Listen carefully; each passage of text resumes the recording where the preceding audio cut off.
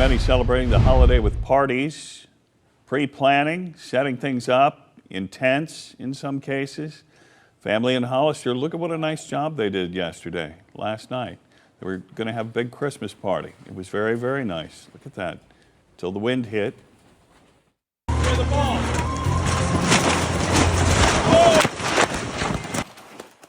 Chaos ensued.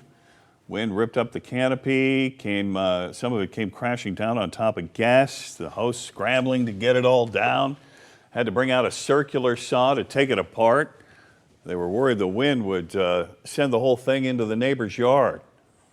We knew that the storm was coming, but when you set a date, there's nothing you can do, and the show must go on. The wind was kind of going all night, in and out, and the tents held down pretty well until they didn't. And when they come down, they came one at a time. At some point, though, that whole tent acts like a sail, and it wants to take off. So we were just trying to rip that thing off, get it down as quickly as possible, and at the end of the day, luckily, nobody got hurt.